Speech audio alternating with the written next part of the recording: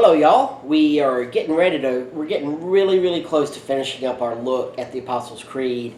And today we're going to look at the part where it talks about, I believe in the forgiveness of sins.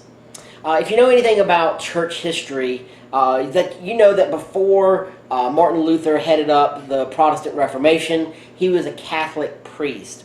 And by all accounts, he was a brilliant and devout and very devoted person to his studies. But in his soul, he was very deeply troubled. And he was burdened with this haunting sense that his sins were not forgiven. And he felt God's judgment hung over everything that he did, and hung like a weight that he couldn't lift off of his back. And no matter what he did, he never felt assurance that his sins were ever forgiven.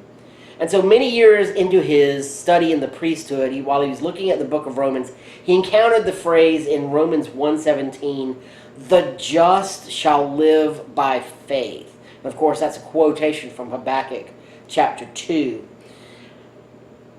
And Luther's eyes were opened, and he clearly saw that God forgives us not because of anything that we do, but solely on the basis of what Jesus has done in his work, in his life, his death, and his resurrection, and his ascension, and his certain second coming.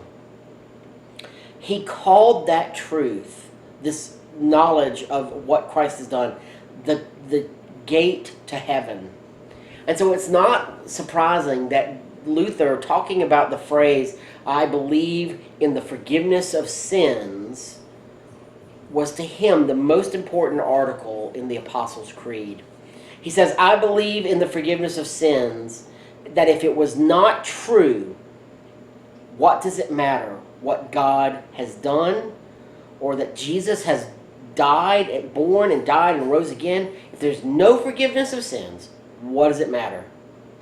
And then he concludes by saying, "It is because of these things that they have a bearing upon my forgiveness that they are important to me." Forgiveness of sins is a massive thing for us to hold on to in our walk in Jesus Christ. But why do we need forgiveness? Well, the world's response to the guilt that sin causes is to either get rid of the rules to make us feel less guilty, or to just crush people in that guilt. Novelist Franz Kafka wrote in his diary that the problem with modern people is that we feel like sinners, yet independent of guilt. We know something is wrong with us, but we don't know what it is, and we don't know how to fix it. That's one of the things about sin, why we need this forgiveness. We know something's wrong, for those of us who have a conscience. But there's others who just go the complete opposite way. And it's like, oh, I don't want to feel guilty, therefore we're going to remove any obstacles. Anything that makes me feel guilt, I'm going to get rid of. But Psalm 130 points us to a true solution. It teaches us that we will never fix ourselves because we lack inner resources to solve our own problems.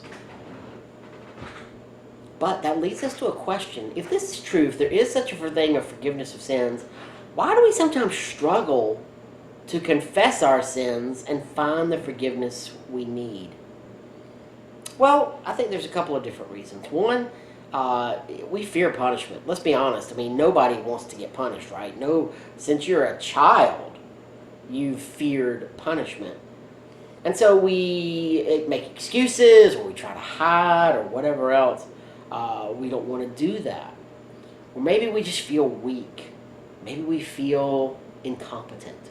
Whatever it happens to be, sometimes we struggle seeking forgiveness. But we need to understand, without forgiveness, we are hollow men and women, empty and conflicted on the inside.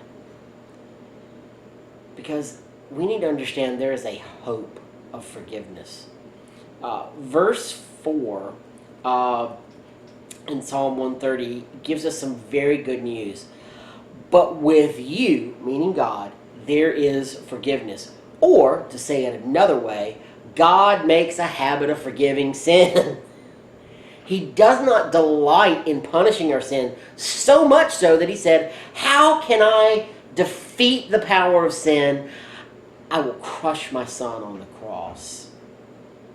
And God looks for every chance to forgive, because forgiveness is in his nature. Exodus 34, 6-7 calls him the compassionate and gracious God, slow to anger, abounding in love and faithfulness, maintaining love to thousands, and forgiving wickedness, rebellion, and sin. Wow, that's amazing. God is not sitting there saying, I want you to be just absolutely terrific people before I love you. No, he says, I'm going to love you at your worst, and I'm going to forgive your wickedness. I'm going to forgive your rebellion. I'm going to forgive your sin.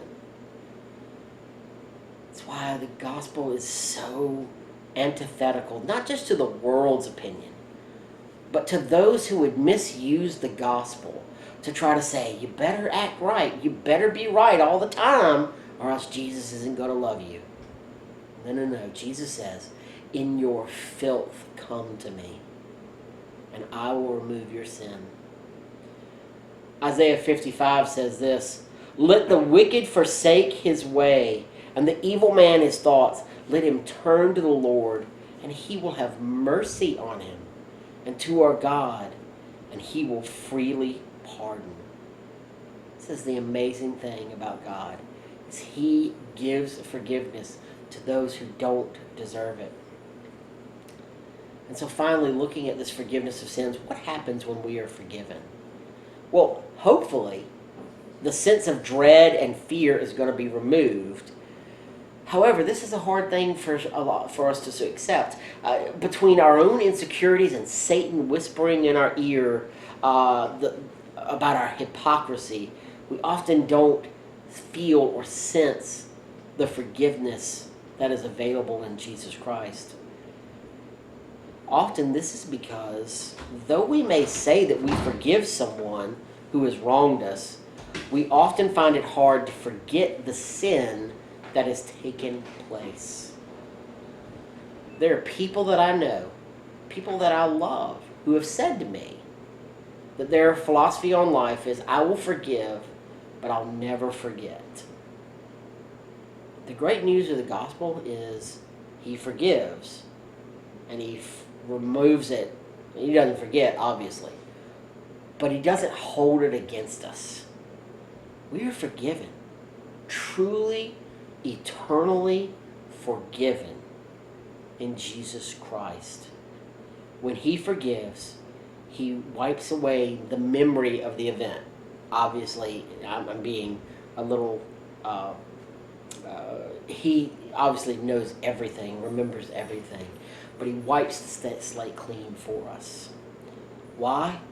Because long ago, God looked upon the cross of Christ and punished all sin there and then, so that now we are covered by the blood of Christ when we seek God's forgiveness.